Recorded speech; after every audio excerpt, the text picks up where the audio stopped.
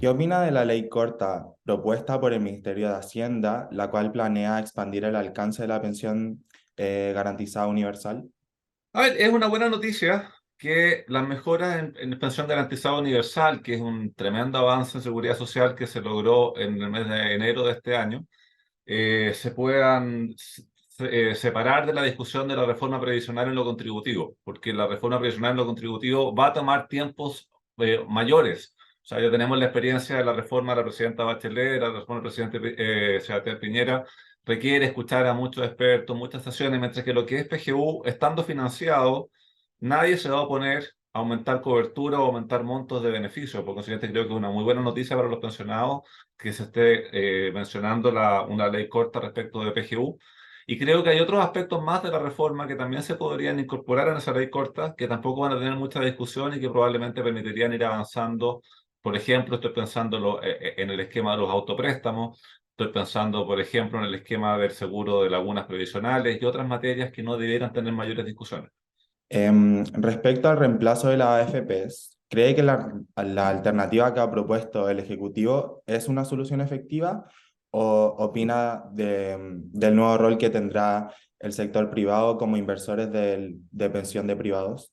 Creo que hay algunos números ahí que falta que el Ejecutivo los aclare. O sea, se habla de que se lograrían ciertas economías de escala, de momento descentralizar toda esta actividad en el ente público. No me queda tan claro y por lo que se ha escuchado de varios de los expertos, no está tan claro la existencia de esas economías de escala, porque de hecho las que se pueden hacer ya se están haciendo. Por ejemplo, lo que es la recaudación de las cotizaciones se hacen con una sola entidad hoy día, que es la que después distribuye con las demás administradoras.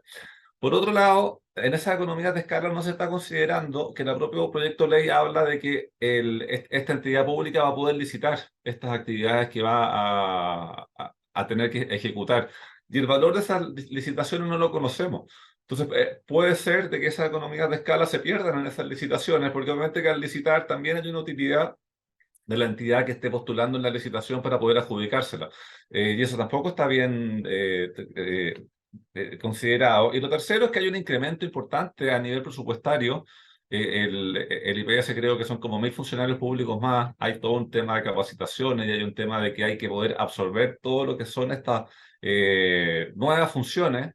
Que eso, según la ley de presupuesto que se está planteando, son como 170 millones de dólares al año, pero probablemente eso, a través de lo que es el proceso de licitación y otro, se va a tener que ir incrementando por otras vías. Entonces, no queda tan claro qué tanto efecto puede llegar a tener eso a nivel de comisiones o a nivel de pensiones futuras. Hay que esperar un poco para analizar a mayor profundidad los números.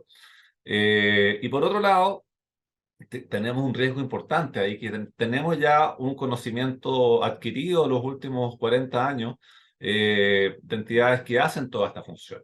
Y eso puede terminar redundando en perjuicio para los usuarios, porque si se hace mal la cobranza, si se hace mal la recaudación, si se hace mal la atención de público, si se hace mal, eso claramente tiene un perjuicio para los usuarios del sistema y eso también hay que darle un valor dentro de la discusión del proyecto. En ese sentido, respecto a las dobles comisiones, ¿cuál piensa que será el efecto del término de estas dobles comisiones?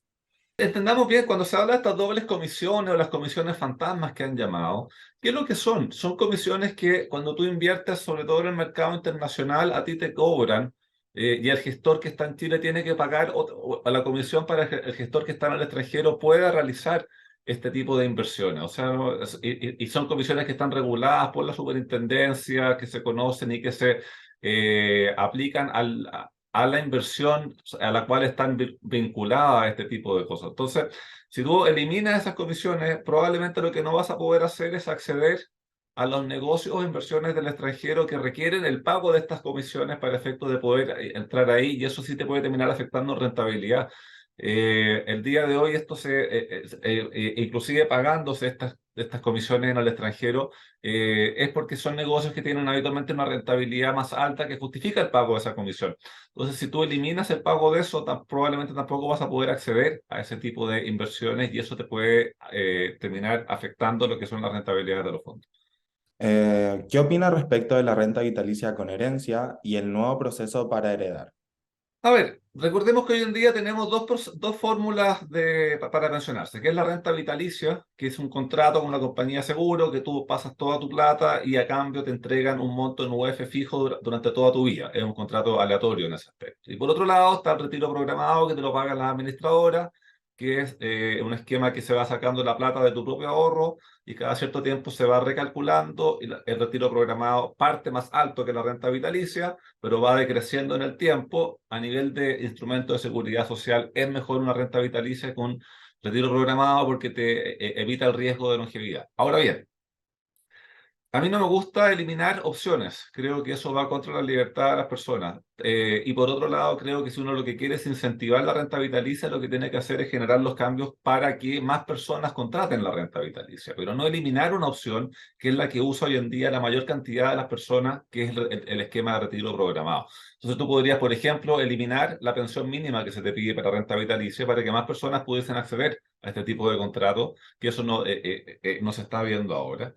Y cuando a ti te hablan de una renta vitalicia con herencia, ¿qué es lo que están haciendo ahí? Ahí hay una cuota de realismo porque están mezclando, y perdón la frase, un caballo con un camello, porque la renta vitalicia no tiene herencia, pero para efecto de no tener problema con la herencia te generan un esquema que en la práctica involucra que la renta vitalicia te paga menos plata. Porque la compañía de seguro, para poderte asegurar esa herencia, te tiene que disminuir algo lo que te habría pagado como una renta vitalicia normal.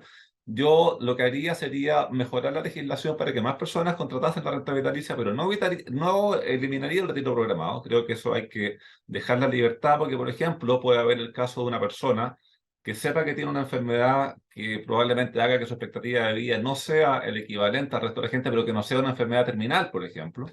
Esa persona probablemente le convendría más un retiro programado en que va a recibir más pensión los primeros años y la diferencia es que no alcanza a retirar, sabe que va a quedar para sus herederos, mientras que en lo que está proponiendo el proyecto del gobierno hoy día, esa persona tendría que irse a un esquema de renta vitalicia con herencia y estaríamos haciendo que durante los primeros años estuviese recibiendo un monto menor de pensión. ¿Está a favor de que el 6% de cotización adicional se destina a un fondo solidario o cree que debería dirigirse a una capitalización individual? Creo que aquí hay que tener claro primero, este 6%, si bien se señala que es de cargo del empleador, de un modo u otro en el tiempo se termina traspasando a salario. Se termina traspasando a salario o bien en la próxima negociación de aumento de sueldo, o bien cuando tú termines tu contrato de trabajo y vayas a un contrato nuevo. En Chile los contratos de trabajo más o menos en promedio duran como un año, por consiguiente ese proceso más bien rápido. Si tenemos eso claro, sabemos de que esto termina siendo un impuesto al trabajo. ¿Por qué? Porque ¿quiénes pagan este 6%? Las personas que están con un contrato formal. Y estás desincentivando la formalidad, sobre todo a aquellas personas que tienen un ingreso sobre 1 millón de pesos, que es la línea de corte para que de este 30% de beneficios mayores o menores en el esquema que ha planteado el gobierno.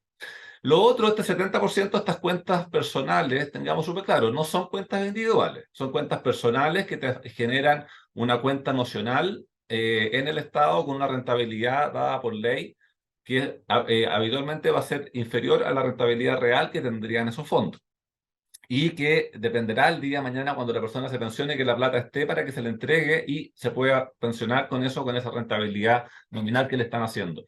Yo soy partidario de que ese 6% vaya a las cuentas individuales.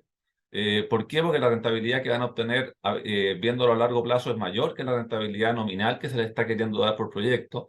Si tú llevas esto a las cuentas personales, tienes por ese solo factor un 60% de incremento en las pensiones. Y si tú solamente por efecto de pasar de un 10 a un 16, lo que no quita que hay que hacer solidaridad. Sobre todo solidaridad con las mujeres, sobre todo solidaridad con las personas que han cotizado más años, pero la solidaridad tenemos que hacerla todos. Y para hacerla todos se tiene que financiar con impuestos generales y ahí es cuando la PGU pasa a tener una importancia súper relevante. Yo sería partidario de que si se va a incrementar la PGU, darle una mayor cantidad a las mujeres que a los hombres y también dar un premio a años de cotización con cargo a la PGU.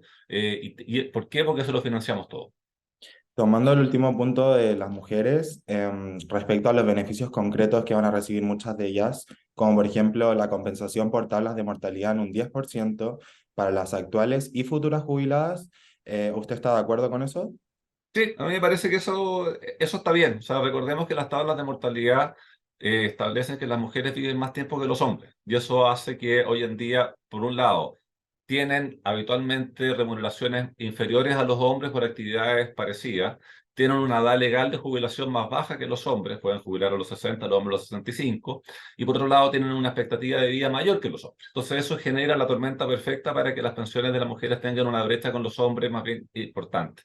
Al momento que tú equiparas la expectativa de vida entre hombres y mujeres, logras nivelar, hace que las pensiones de los hombres bajen en un determinado porcentaje y que la de las mujeres aumente en un determinado porcentaje, y eso te permite ir haciendo que la brecha se vaya disminuyendo. Creo que va bien enfocado.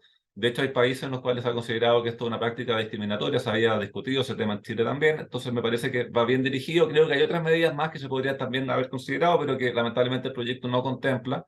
Eh, por ejemplo, incentivar la postergación de la edad de la edad de jubilación y otras más, pero creo que esa es una buena medida. En conclusión, ¿cree que Chile es un país preparado para adoptar el sistema mixto propuesto por el Ministerio de Hacienda? Lo primero, Chile ya tiene un sistema mixto. El sistema en Chile es mixto desde el año 2008, cuando la presidenta Bachelet creó el Pilar Solidario, que establece de que con cargo al presupuesto de la nación se pagan impuestos a las perdón, se pagan pensiones a las personas que no cotizaron o que tenían una pensión baja autofinanciada. O sea, por lo siguiente, señalar de que ahora se crea un sistema mixto, eso es falso, ¿verdad? El sistema mixto ya existe en Chile desde el año 2008. Lo que se hace ahora es que se incorpora a los empleadores que no estaban y que se crea este fondo solidario con parte de las cotizaciones. Incorporar a los empleadores me parece bien, pese al reparo que te señalaba en un comienzo, que se va a traspasar en todo parte a salario.